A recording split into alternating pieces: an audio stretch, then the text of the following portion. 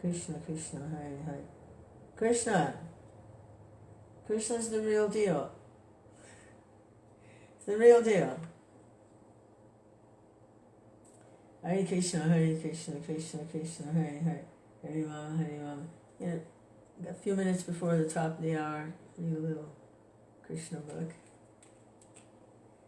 Let's finish a couple ranters on this round here. Hare Krishna, Hare Krishna, Krishna Krishna, Hare Hare. Hare Rama, Hare Rama, Om Ram, Hare Hare. Hare Krishna, Hare Krishna, Krishna Krishna, Hare Hare. Hare Rama, Hare Rama, Om Ram, Hare Hare. Hare Krishna, Hare Krishna, Krishna Krishna, Hare Hare. Hare Rama, Hare Rama, Om Ram, Hare Hare. Hare Krishna, Hare Krishna, Krishna Krishna, Hare Hare. Hare Rama, Hare Rama, Om Ram, Hare Hare. Prabhupada said that to practice Krishna consciousness alone, in isolation, he said, very, very, very difficult. Actually, he said impossible. Even though Prabhupada said impossible is a word in a Fool's Dictionary, still he said it's impossible. Krishna consciousness is a community affair because Krishna never appears alone. He's always in association.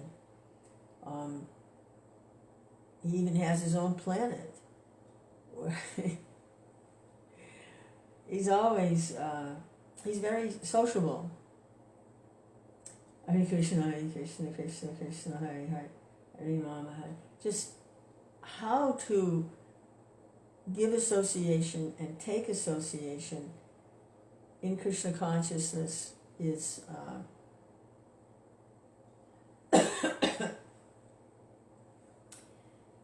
is the challenge, really. How to associate nicely with each other, with Krishna, under the guidance of spiritual master.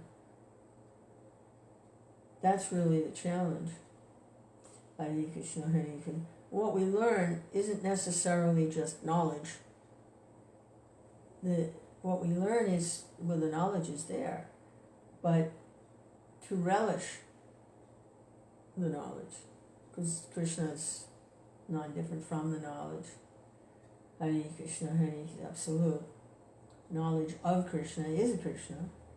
His body is made of knowledge, bliss, it's eternal. Hare Krishna, Hare Krishna, Krishna Krishna. But he has form. He's form. He has form. The personality of Godhead. So,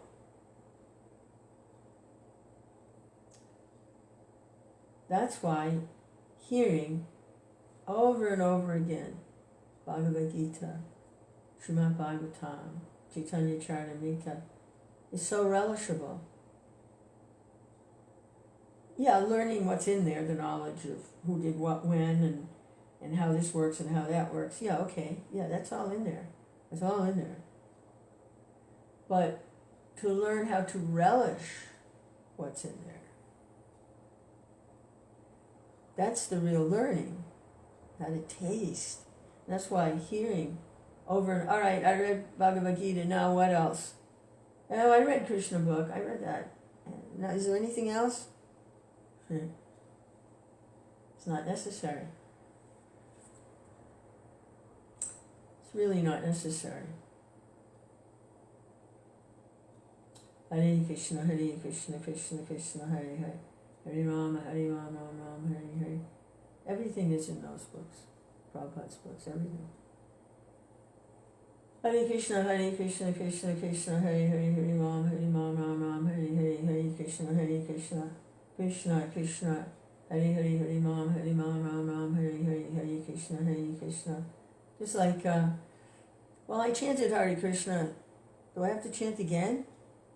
Or, I took a breath a minute ago. Do I have to breathe again? Or, I ate a few hours ago. Do I have to eat again?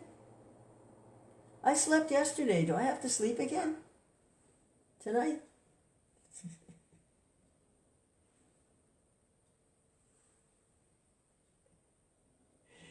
Hare Krishna, Hare Krishna, Krishna Krishna, Hare Hare, Hare Rama, Hare Rama, Ram Ram, Hare Hare, Hare Krishna, Hare Krishna. So the real learning is how to relish learning how to taste and relish Krishna. Hare Krishna, Krishna Krishna, Hare Hare, Hare Rama, Ram Ram, Hare Hare. There's an interesting statement.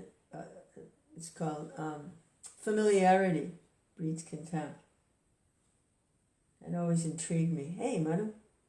Hey, buddy. Hare Krishna. Well, it always intrigued me.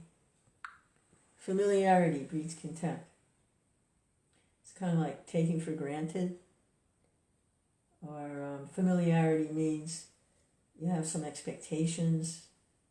You're familiar with the person and you expect them to behave a certain way because they always behave that way. Familiarity. Hare Krishna, Hare Krishna. God day. Good day. G-day.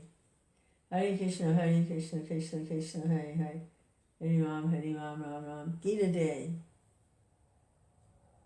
Hare Krishna, Krishna Krishna, Hare Hare. Hare Ram, Ram Ram, Hare Hare. Hare Krishna, Krishna Krishna, Hare Hare. Hare Ram, Ram Ram, Hare Hare. Hare Krishna, Krishna Krishna. Hare Hare, Hare Ram, Ram Ram, Hare Hare. Hare Krishna. I think that's why when a devotee got a little upset with me, it was a couple of years ago, but it really stuck. And they got angry, and they actually yelled at me, and they said, "You don't know how to behave with devotees." And I was like, what are they talking about?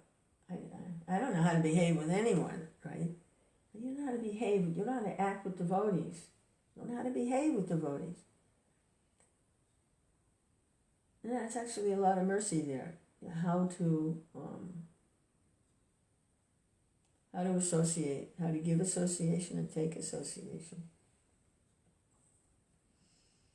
Hare Krishna, Krishna Krishna, Hare Hare. Hare Rama, Ram Ram, Hare Hare. Hare Krishna, Krishna Krishna, Hare Hare. Hare Rama, Ram Ram, Hare Hare. Hare Krishna, Krishna Krishna, Hare Hare. Hare Rama, Ram Ram, Hare Hare. Shri Krishna Chaitanya, Prabhu Nityananda, Shri Advaita Gadadhar, Shri Vasadi Gaura Bhaktavinda.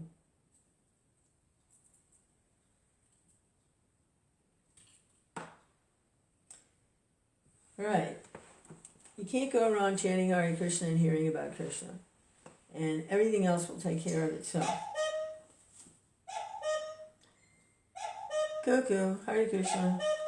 Well, it's not exactly the top of the hour. So I'm going to read a little something. Thank you. Krishna book. Killing of Dhenukāsura, chapter 15. Krishna just had his pastime with Brahma. And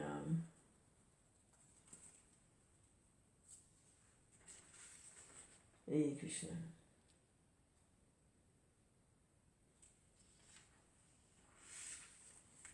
So now the killing of Dhenukāsura. In this way, Sri Krishna, along with his elder brother Balaram, passed the childhood age known as Kumara and stepped into the age of Poganda from the 6th year up to the 10th. At that time, all the cowherd men conferred and agreed to give those boys who had passed their 5th year charge of the cows in the pasturing ground. Giving charge of the cows, Krishna and Balaram traversed Vrindavan, purifying the land with their footprints. Up to that point, 5 years old, they were tending the calves. Now, they go at 6 years old, they go to the cows. Accompanied by the cowherd boys and Balaram, Krishna brought forward the cows and played on his flute through the forest of Vrindavan, which was full of flowers, vegetables, and pasturing grass. The Vrindavan forest was as sanctified as the clear mind of a devotee and was full of bees, flowers, and fruits. There were chirping birds and clear water lakes with waters that could relieve one of all fatigues.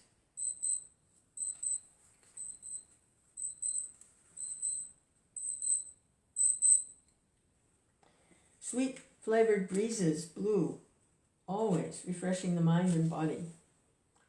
Krishna, with his friends and Balaram, entered the forest and, seeing the favorable situation, enjoyed the atmosphere to the fullest extent. Krishna saw all the trees overloaded with fruits and fresh twigs coming down to touch the ground, as if welcoming him by touching his lotus feet. He was very pleased by the behavior of the trees, fruits, and flowers, and he began to smile, realizing their desires. Krishna then spoke to his elder brother Balaram as follows. My dear brother, you are superior to all of us, and your lotus feet are worshipped by the demigods. Just see how these trees full with fruits have bent down to worship your lotus feet. It appears that they're trying to get out of the darkness of being obliged to accept the form of trees. Actually, the trees born in the land of Vrindavan are not ordinary living entities. Having held the impersonal point of view in their past lives, they are now put into this stationary condition of life, but now they have the opportunity of seeing you in Vrindavan, and they are praying for further advancement in spiritual life through your personal association. Generally, the trees are living entities in the modes of darkness. The impersonalist philosophers are in that darkness, but they eradicate it by taking full advantage of your presence. I think the drones that are buzzing all around you must have been your devotees in their past lives. They cannot leave your company because no one can be a better, more affectionate master than you. You are the supreme and original personality of Godhead, and the drones are just trying to spread your glories by chanting every moment. I think some of them must be great sages, devotees of your lordship, and they're disguising themselves in the form of drones because they're unable to give up your company even for a moment. My dear brother, you are the supreme worshipful Godhead. Just see how the peacocks in great ecstasy are dancing before you. The deer, whose behavior is just like the gopis, are welcoming you with the same affection. And the cuckoos, who are residing in this forest, are receiving you with great joy because they consider that your appearance is so auspicious in their home. Even though they are trees and animals, these residents of Vrindavan are glorifying you. They are prepared to welcome you to their best capacity, as is the practice of great souls in receiving another great soul at home. As for the land, it is so pious and fortunate that the footprints of your lotus feet are marking its body. Hare Krishna. Krishna Chaitanya, Prabhu Nityananda, Shri Advaita Gadadhar, Srivasadi Gaur Bhaktivinoda.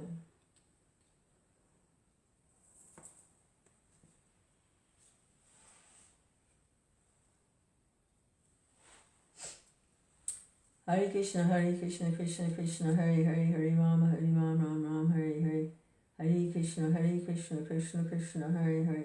Hare Rama, Ram Ram, Hare Hare. Hare Krishna, Krishna Krishna, Hare Hare, Hare Rama, Ram Ram, Hare Hare. Hare Krishna, Krishna Krishna, Hare Hare, Hare Rama, Ram Ram, Hare Hare. Hare Krishna, Krishna Krishna, Hare Hare, Hare Rama, Ram Ram, Hare Hare. Hare Krishna, Krishna Krishna, Hare Hare, Hare Rama, Ram Rama, Hare Hare. Hare Krishna, Krishna Krishna, Hare Hare, Hare Rama, Ram Ram, Hare Hare. The only thing, everything's here. We have everything. The only thing missing is Krishna consciousness.